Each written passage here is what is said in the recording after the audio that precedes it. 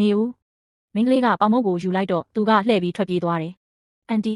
သမီးတမင်ခိုးတာမဟုတ်ပါဘူးသမီးတော်တော်ဗိုက်စာလို့ပါအစားကောင်းကောင်းမစားရတာရက်ပေါင်းများစွာရှိပြီသမီးကြီးလာလို့ပတ်စံရှာနိုင်တဲ့အခါဒါထက်အစပေါင်းများစွာပြန်ပေးပါမယ်ဒါကຫນွေဦးပန်းတွေနဲ့စောင်းဦးလားထက်တောင်မတာဘူးလားပေါင်မုတ်ကညစ်ပတ်ကုန်ပြီလေရွှွနေကြသွားတာကိုညီးဘလို့စားမလဲစိတ်မပူပါနဲ့အန်တီသမီးဒါထက်ဆိုးတာတွေတောင်အရင်ကစားခဲ့ပူပါတယ်ညီးနာမည်ဘသူလဲမိဘတွေကောသမီးနာမည်ကစုညံပါအမေဆုံးသွားတာကြပါပြီအဖေကနောက်မိန်းမထက်ယူတယ်သူကအိမ်ကအစားအသောက်အားလုံးဟာမောင်လေးစားဖို့ပဲလို့ပြောတယ်သမီးစားရင်အလားဟဖြစ်တယ်တဲ့ဟဲအန်တီနဲ့အတူဆိုင်ထဲကိုလိုက်ခဲ့သမီးမှာတော်တော်ညစ်ပတ်နေလို့ပါအန်တီအကြည့်တွေကိုပေးကုန်လိမ့်မယ်အဝတ်အစားညစ်ပတ်တာလျှော်လို့ရတယ်လူသိက္ခာညစ်ပတ်သွားရင်တော့ပြန်ပြင်လို့မရဘူးကလေးတယောက်ဗိုက်စာနေတာဟာတော်တော်ဆိုးတဲ့ကိစ္စပဲအရင်ဝင်ပြီးဗိုက်ပြေအောင်စားလိုက်အန်တီကသမီးကိုမြစ်တာတွေအကုန်ပေးပြီးတော့ပေါင်မုံတွေကိုဘာလို့ဝတ်ထားတာလဲမလောက်ရင်အန်တီထက်ယူပေးမယ်လေမောင်လေးအတွက်ချန်ထားပေးပါရစေသူလည်းငယ်သေးတော့ဗိုက်စာနေမှာပဲဗိုက်စာရဲ့ခံစားချက်ကတကယ်ကိုမခံမရက်နိုင်ဖြစ်ရလို့မောင်လေးကိုသမီးလိုမျိုးမဖြစ်စေချင်ဘူး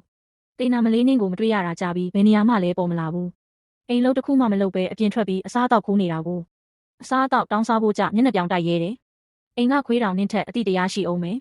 နင်ကစားဖို့ပဲတည်တဲ့စီးပွားရေးဝင်ထုတ်ဝင်ဖို့တစ်ခုကလွဲရင်ဘာလို့တက်သေးလဲနင့်ကိုဒီလောက်ကြီးအောင်ကြွေးရတာအလကားပဲကလေးရဲ့ကိုယ်ပေါ်ကဒဏ်ရာဟောင်းတွေအကုန်လုံးကရှင်ရိုက်ထားတာတွေပဲသူ့အသက်က12နှစ်ပဲရှိသေးတာရှင်ဘလို့တောင်ရက်ဆက်ရတာလဲကျုပ်ကသူ့ကိုအစာကျွေးအမိုးအကာပေးထားတာပဲနည်းနည်းပပရိုက်တာဘာဖြစ်လဲဒါအပြင်သူကကျုပ်ရဲ့သမီးရင်းလည်းမဟုတ်ဘူးဒီမိန်းကလေးကအနှင်းနဲ့အမြန်ယောက်ျားရပြီးသူများအိမ်သားဖြစ်သွားမှာမြစ်တာပေးဖို့မတန်ဘူးအဖေသမီးမစားရတာရက်တော်ကြပြီနင့်မိထွေးကလည်းမိသားစုကောင်းစားဖို့အတွက်လုပ်တာပါကျေးဇူးကမ်းမနေနဲ့နင့်မောင်လေးကတန်မာအောင်ကြီးထွားဖို့လိုတဲ့ကျူရှင်တွေတက်ရမယ်ဒါအပြင်နောင်ရေးအတွက်အိမ်ဝင်မိန်းမယူရအောင်မယ်နင်ကမိန်းကလေးတယောက်စာတွေဘလောက်ပဲကောင်းကောင်းပါလို့ဖို့လဲနင့်မောင်လေးအတွက်တင်တောင်းကစုနိုင်အောင်အလုပ်စောစောစင်းအဖေဒီတစ်ခေါက်ဆောင်မွေးပွဲမှာသမီးတစ်ကြောင်းလုံးမှာပထမရတာပါဆရာမကသမီးအကောင်းဆုံးကျောင်းကိုတက်နိုင်တယ်လို့ပြောတယ်အဲ့ဒါကစားလို့ရလားနင့်မောင်လေးအတွက်အိမ်နဲ့ကားဝယ်ပေးနိုင်မှာမို့လို့လားနင့်ငန်ကျမကသူများကိုလှုပ်ကြွေးဖို့ပဲနင်ကအတုံးမကြတဲ့ကောင်မပဲမဖြစ်နိုင်တာတွေကိုအိမ်မက်မက်မနေနဲ့ဒီကလေးကအရန်တီတရားရှိပြီးစူးစမ်းရှာတာပါပါဇက်ပိတ်ထားစကားကိုရိုးရိုးသေးသေးပြောသူ့ကိုဒီလောက်တနာနေရင်လည်းရှင်မဲကြွေးထားလိုက်လေ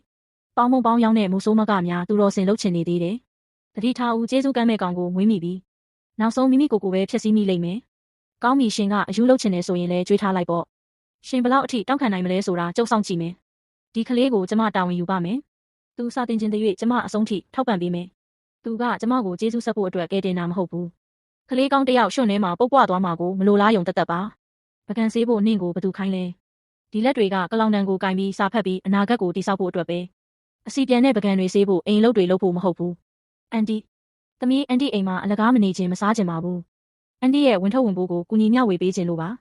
စာကိုတေချာတင်ပြီးဒီနေရာကနေထွက်ခွာနိုင်ဖို့ကနင်ကျမကိုပေးနိုင်တဲ့အကောင်းဆုံးအဖိုးအခါပဲ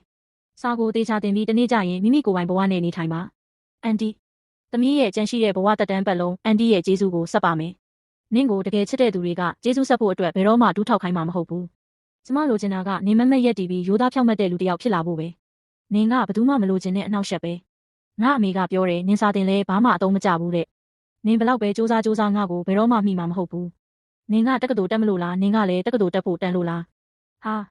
ညံနာသွားလားဘယ်နာပြုတ်ကျသွားတာလဲအန်တီစာအုပ်ရေးဆိုသွားတာကိုနေလန်းလို့ရပါတယ်အနှိမ်ခံရတဲ့လူကပြန်ပြီးထွက်နိုင်ပါတယ်သမီးငိုရင်သူတို့ပြောကြလိမ့်မယ်အန်တီသမီးတက္ကသိုလ်မတက်တော့ပါဘူးဒီမှာပဲနေပြီးအန်တီရဲ့ပေါင်မုံဆိုင်ကိုကူထိန်းပေးမယ်အလုံးလုံးပတ်စံရှာပြီးအန်တီအနားမှာကောင်းကောင်းစောင့်ရှောက်ပေးပါမယ်စုညံညီးကန်ကျမကိုလက်ခံရဲပြီးနေ့ရဲ့အနာဂတ်ကိုစွန့်လွတ်လိုက်တာလားကျမကိုစာတင်ပေးနိုင်ဖို့အတွက်အန်တီကမနက်3နာရီမှထပြီးပေါင်မုံပေါင်းတွေပြင်ရတယ်တစ်နှစ်ပတ်လုံးအေးနဲ့အပူတွေအလှည့်ကျပြီးအန်တီခါလည်းပျက်စီးသွားပြီသွားတွေလည်းကျိုးပဲ့ကုန်ပြီးဆိုင်ကလည်းဟောင်းနှမ်းနေပြီဒီလောက်နှစ်တွေအကြာကြီးဆိုင်ကိုမပြင်ဆင်ရဲခဲ့ဘူး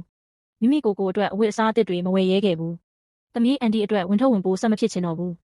ရတနာတွေဆိုတာအသက်မရှိတဲ့အရာတွေပဲကလေးရဲ့အနာဂတ်ကမှရှင်သန်နေတဲ့လမ်းကြောင်းကျမစီမှာရှိတဲ့နာဂတ်ကအမှတ်တရတစ်ခုသက်သက်ပဲဒါကိုနေ့ရဲ့ကျောင်းသားကနဲ့လဲလိုက်တာကနေ့ရဲ့မျှော်မှန်းချက်ပဲသမီးမြို့ကိုသွားပြီးစာကိုတေချာတင်ပါဘိုက်စာမခံပါနဲ့အပြင်မှာမိမိကိုယ်ကိုကောင်းကောင်းဂရုစိုက်အကယ်၍မတရားတာတွေကြုံရရင်အချိန်မရွေးပြန်လာခဲ့လေးစားအပ်ပါတော့ဦးလေးအန်တီတို့ရှင်ဒီနေ့လူကြီးမင်းတို့ကသမီးကိုတောင်ပေါ်ကနေထွက်ခွာနိုင်အောင်ကူညီပေးကြပါတယ်မနှက်ဖြန်ကြရင်သမီးဒီကျေးဇူးကိုမလွဲမသွေပြန်ဆက်ပါမယ်ကျေးဇူးဆက်ဖို့အတွက်ပြန်လာဖို့မလောပါနဲ့သမီးကတော့ရှေ့ကိုပဲဆက်သွားသမီးဝေးဝေးရောက်လေလေပိုပြီးကောင်းစားလေလေပဲအဲ့ဒါမှသာအန်တီရဲ့မြစ်တာကအလကားမ